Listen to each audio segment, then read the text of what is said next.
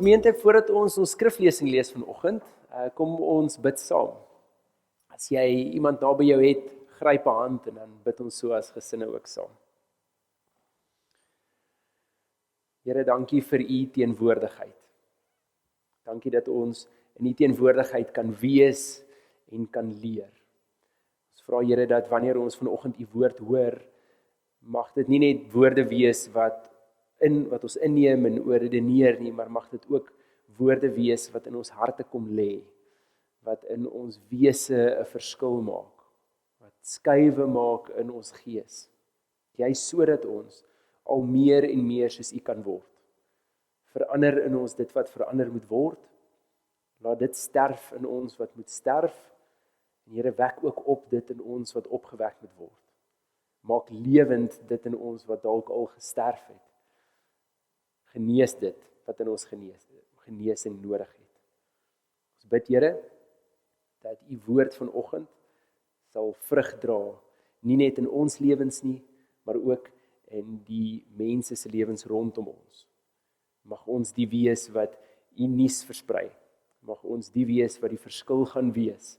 En mag ons die wees wat die verskil gaan uitleef. Amen. Gemeente, ons teksgedeelte kom vanoggend uit Matteus 7 van vers 1 tot 6. Matteus 7 van vers 1 tot 6. En as jy nog 'n vinger kan spaar, kan jy solank ook gaan na Spreuke 9 toe.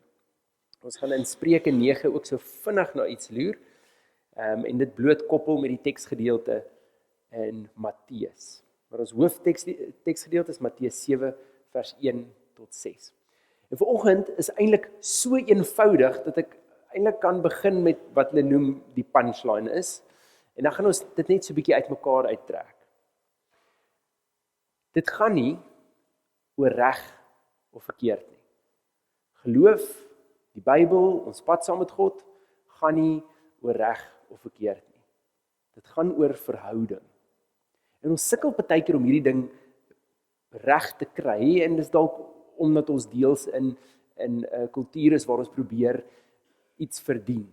So tot 'n mate, alhoewel ons sê genade is verniet en God se liefde is verniet, probeer ek nog ten minste 'n goeie mens wees, sodat ek voel ek kan dit verdien. Maar ons weet dis nie die realiteit nie. En tog speel ons die hele tyd met hierdie reg of verkeerd, reg of verkeerd, reg of verkeerd. Van kleins af word ons baie keer geleer, die Bybel is daar om jou te leer wat reg en wat verkeerd is. En daarin is 'n klomp problematiek. Want dieselfde Bybel wat sê jy moet jou naaste lief hê, noem ook dat kinders wat teepraat met hulle ouers gestenig moet word op die stadsplein. Ons sou vandag sê dit is nie heeltemal reg nie.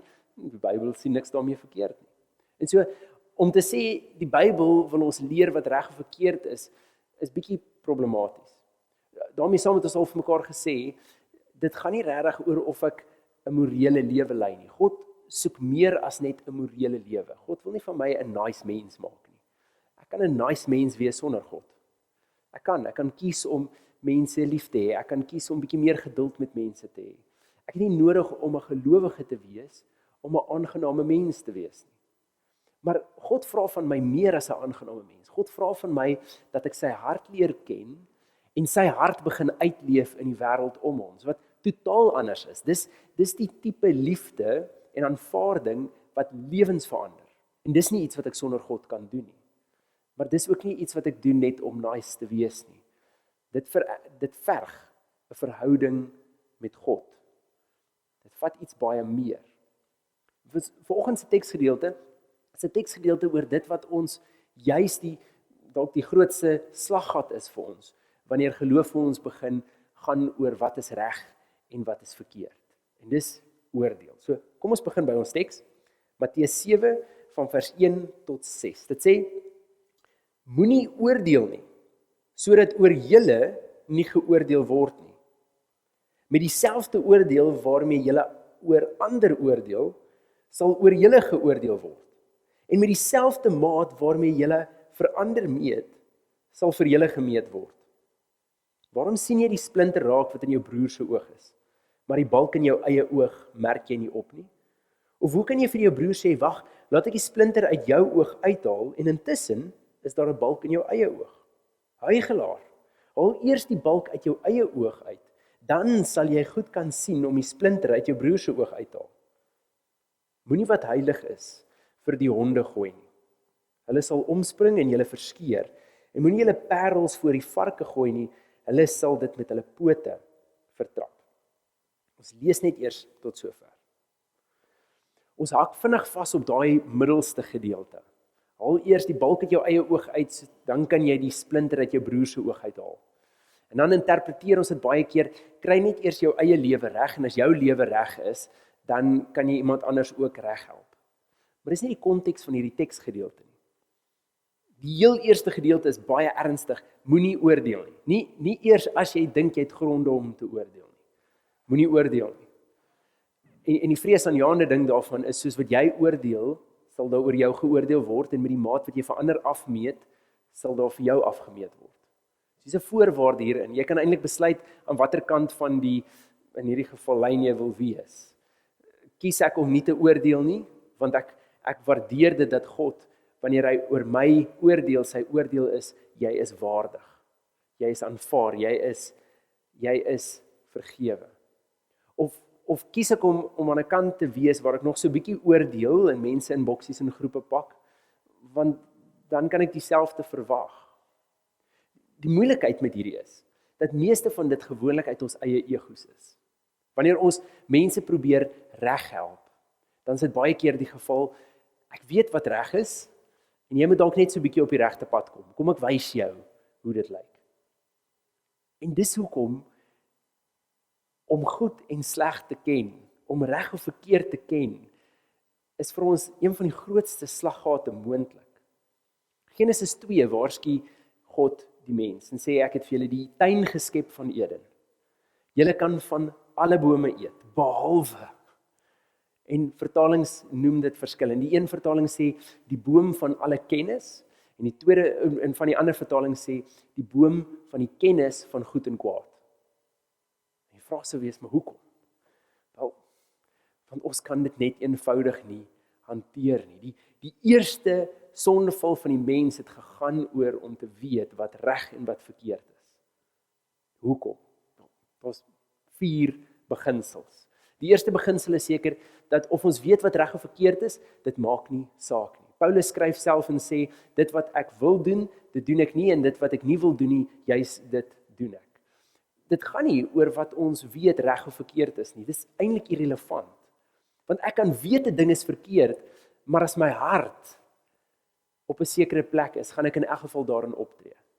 Ek kan weet, dit is eintlik selfsugtig, maar as dit 'n hartsbegeerte is ek baie meer geneig om oor die lyn te trap en dit in elk geval maar te doen. Ons gaan waar ons harte lê, nie waar ons kennis lê nie.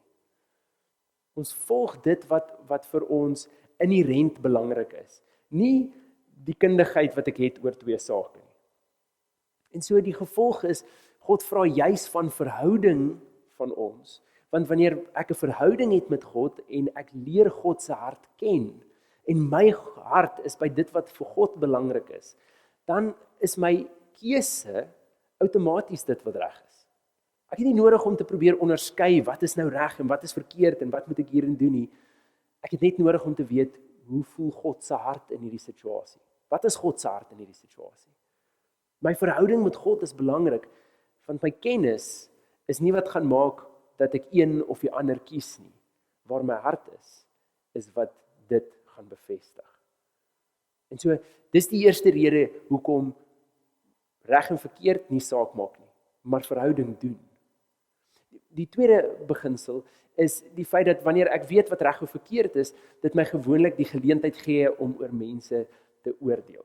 Want wanneer ek 'n skaal het van wat reg of verkeerd is, dan kan ek mense groepeer op die regte kant en ek kan ook mense groepeer aan die verkeerde kant.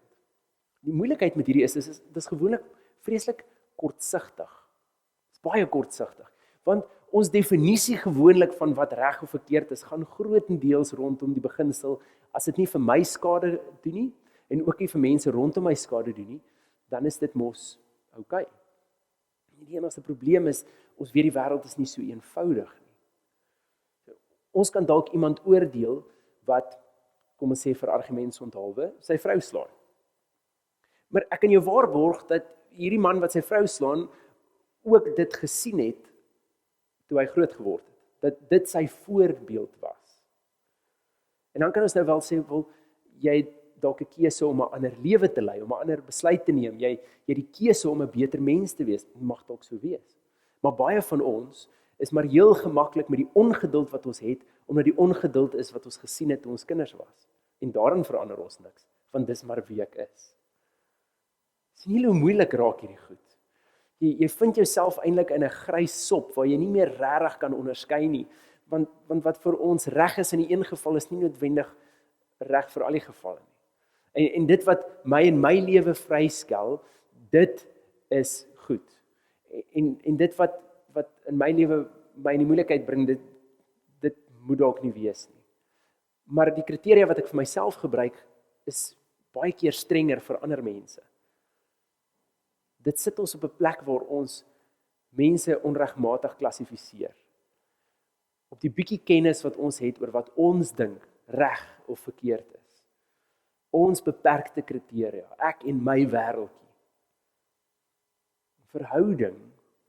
Die verhouding wat God met ons wil hê, sê juis dat ek niemand kan oordeel nie. Want wanneer ek nou iemand kyk of hulle aksies dalk reg of verkeerd is in my oë, dat Christus steeds vir hierdie persoon gesterf het. Dat hierdie mens, of hy dit weet en of hy dit nie weet nie, nog steeds 'n geliefde is van God.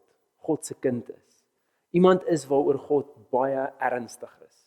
Ernstig genoeg dat hy bereid is om mens te word, deur 'n hele aardse lewe te gaan en die wreedste dood te sterf, sodat hy hierdie persoon kan red. Wanneer ek dan na mense kyk, dan kan hulle dade en dit wat hulle doen of nie doen nie, hulle nie meer klassifiseer nie. Want Christus kyk na hulle anders. En God se hart vir hulle is anders. Dis hoekom verhouding belangriker is as reg of verkeerd. Die derde ding natuurlik is reg of verkeerd maak dat ons een of ander ranglys kan begin kry. En dit is baie lekker as jy dit reg kry. Dis nie so gaaf as jy dit nie reg kry nie.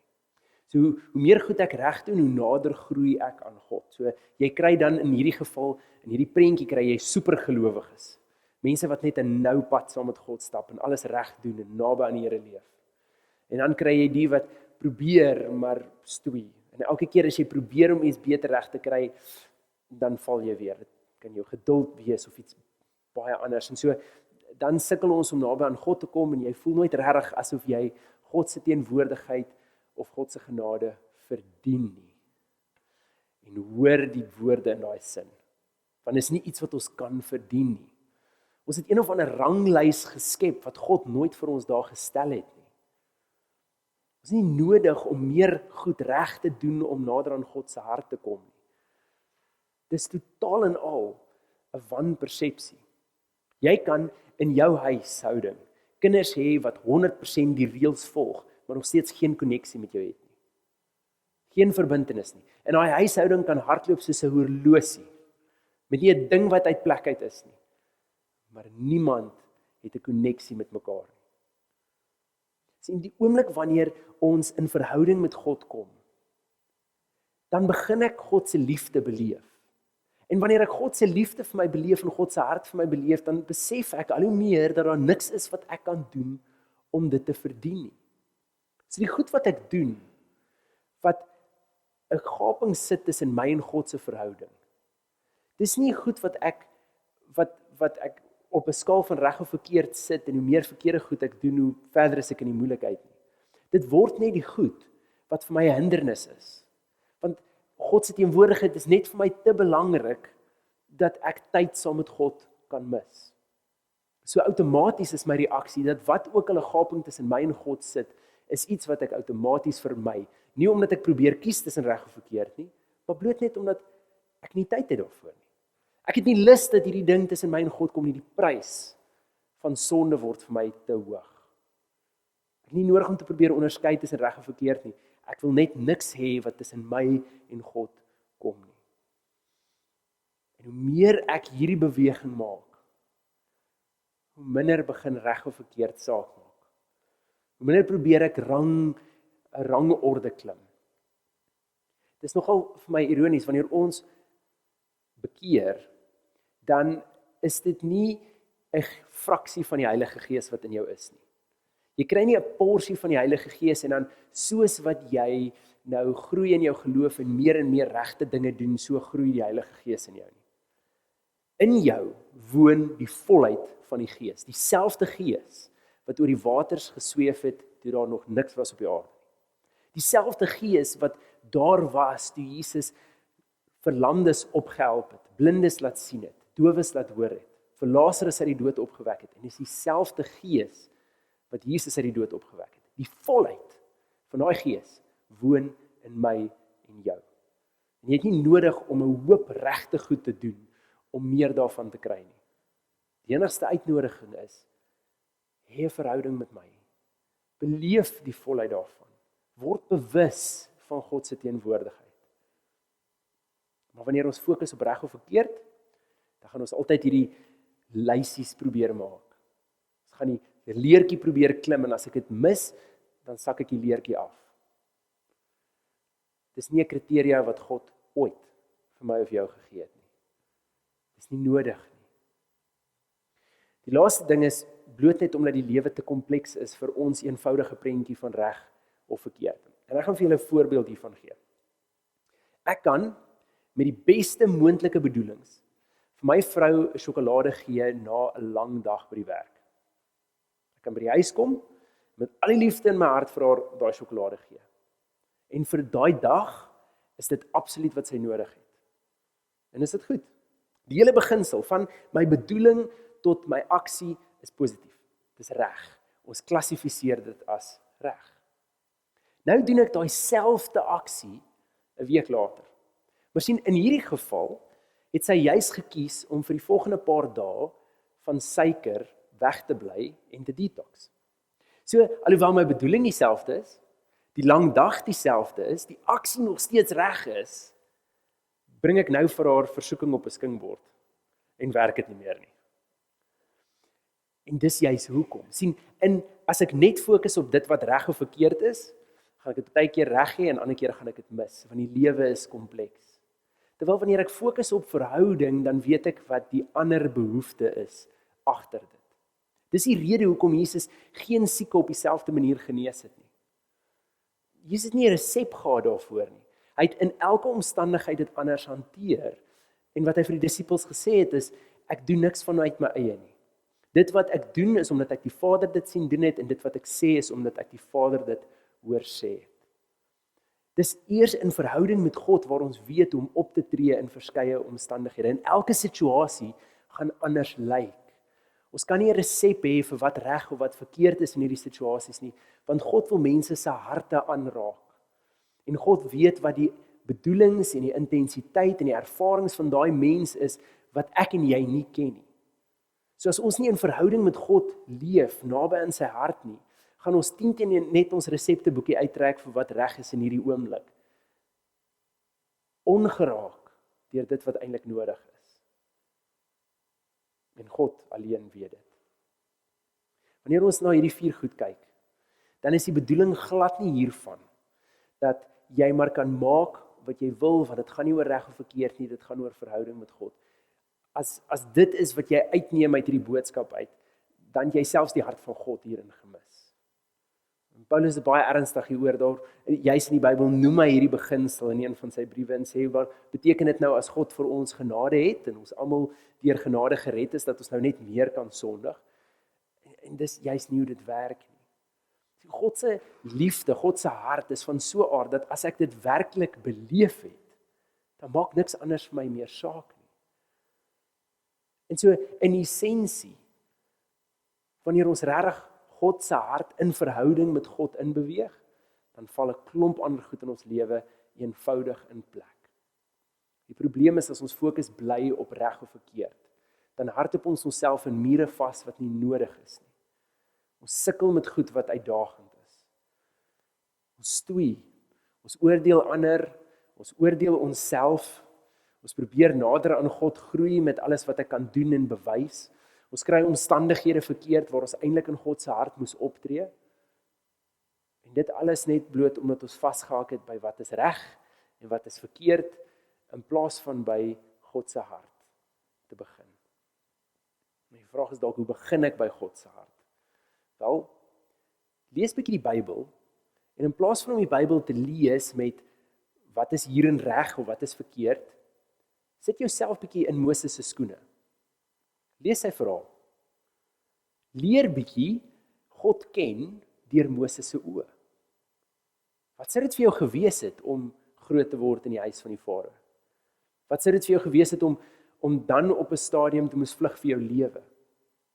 Hoe sê jy gevoel het as jy vir die eerste keer met hierdie God aangesig tot aangesig gestaan het in 'n brandende bos? En hoe sê jy voel oor die opdrag? Wat sou met jou gebeur het as jy by die Farao se paleis ingestap het en die wonderwerke begin plaasvind soos wat God vir jou gesê het? Wat sou in jou gemoed gebeur het? In jou vertroue in God? Of lees bietjie Dawid se verhaal. Leer God ken deur Dawid se oë. Ons het 'n hele boek vol getuienisse van hoe mense God beleef het. Deur hulle eie omstandighede en in hulle eie kontekste. Leer God se hart ken deur ander se oë ook. Gaan sit bietjie by 'n medegelowige. Vra hoe sien hulle God en hoe ervaar hulle God? Of waarmee is God besig in hulle lewe? Jy sal baie vinnig agterkom, reg deur al hierdie getuienisse is daar gewoonlik 'n goue draad van God se hart en teenwoordigheid en betrokkenheid in ons lewens. Dalk baie keer is dit ook net nodig om by God te sit met 'n koppie koffie en met God eerlik te wees oor wat in my lewe en in my hart aangaan, soos wat ek sou maak met 'n naby vriend. Eerlik te wees oor die goed wat ek reg kry en eerlik te wees oor die goed wat nie werk nie. Eerlik te wees oor die vrae wat ek het in geloof en eerlik te wees oor die goed waaroor ek seker is. Daai egte verhouding, dis wat God van ons soek. Dis die duurprys wat God betaal het, is vir daai. En as jy enigstens bang is om so 'n egte verhouding met God te hê, dan wil ek jou herinner aan Dawid. Wat in die een Psalm sê hy, God is wonderlik en God is altyd teenwoordig en sal hom nooit in die steek laat nie, net om in die volgende Psalm te sê, Here help as U nie nou ingryp nie, of waar is U? Party psalms seën hy almal wat om hom is, en in ander psalms wil hy hê 'n weerligstraal moet elke geslag uitwis.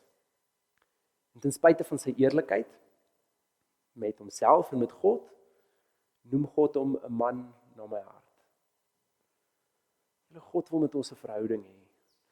Hy soek nie 'n kliniese regsuitspraak. Jy het goed genoeg gedoen, jy het goed genoeg opgetree, jy behoort by my nie. Dis nie 'n hofuitspraak nie. Dis nie 'n kontrak nie. Dis 'n verhouding. En 'n verhouding beteken partykeer gaan ons bietjie skouers skuur. Partykeer gaan ons bietjie koppe stamp. Partykeer gaan ons mekaar skaaf en skuur. Maar ander kere gaan ons op dieselfde bladsy wees. Saam beweeg, saam leer, saam groei. Dis bietjie morsig. Maar dis die mooi daarvan. Dis waarna toe God ons uitnooi. Die laaste ding wat ek wil noem is, ons is tog in geloofsgemeenskap. En die Bybel is baie duidelik dat ons tog mekaar moet help en ondersteun en met tye reg help. So waar kom daai in? Op watter punt sê ek dan vir iemand, ek kan sien dat hierdie in jou lewe is 'n uitdaging. Kom ons praat 'n bietjie hieroor. Die laaste gedeelte van Matteus 7 noem juis dit. Moenie wat heilig is vir die honde gooi nie. Hulle sal opspring en julle verskeer. En moenie julle parels voor die varke gooi nie, hulle sal dit met hulle pote vertrap. Vir die wat 'n vinger het, in Spreuke 9. Spreuke 9 vers 8 sê die volgende. Moenie 'n ligsinnige mens probeer opvoed nie. Hy sal jou daarvoor haat. Voed 'n wyse op en hy sal lief wees vir jou. Gee jou aandag aan 'n wyse mens en hy kry meer wysheid. Leer 'n regverdige in sy kennis vermeerder. Wysheid begin met die dien van die Here en wie die Heilige ken, het werklik insig. Wanneer ons na hierdie twee teksgedeeltes kyk, dan is die opdrag om mense te help bietjie anders. En dis nie 'n punt waar ek sê, ek weet ek is reg, jy's verkeerd, luister hier 'n bietjie na my nie. Dis 'n punt waar ons sê, eintlik is daar 'n klomp mense wat ek nie gaan reg help nie. Bloot net omdat ek weet dat hierdie persoon net vasgevang is in hulle eie nonsens. En ek gaan vir hulle bid, maar dit is nie sinvol eers om 'n gesprek hieroor te begin nie. Maar wanneer dit kom by ons medegelowiges en ons, omdat ons naby aan God se hart leef, sien hier is 'n geleentheid. Dan in plaas van om te sê, wat jy doen is verkeerd, kom ons pak dit anders aan, dalk langs hierdie persoon in te kom en te sê, ek sien hier's 'n ding waarmee jy stoei. Is jy bereid dat ons saam 'n pad hieroor stap? Kan ek en jy saam hieroor bid? Of kan ek dalk met jou deel wat God al in my lewe gedoen het op hierdie saak? En kom ons stap saam 'n pad. Dis bietjie anders. Dis 'n ander tipe reghelp. En wanneer daai geleentheid reg is en God die geleentheid geskep het, dan is dit ook asof dit makliker aanvaar word, gevat word en beter vrug dra. Dis anders as die jy's verkeerd, ek is reg en kom ek help jou reg.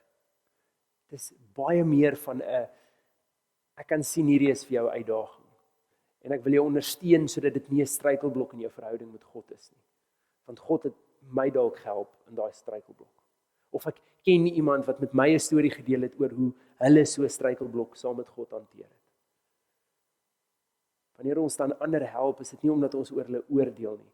Wanneer ons dan ons medegelowiges of iemand selfs buite ons geloofsgemeenskap dan ondersteun, is dit omdat God vir ons gesê het, hier's 'n punt waar jy moet lewe spreek. Hier's 'n plek waar jy moet help. En die meeste van hierdie gevalle het dit te doen met voete was. En ons gebruik voete was simbolies.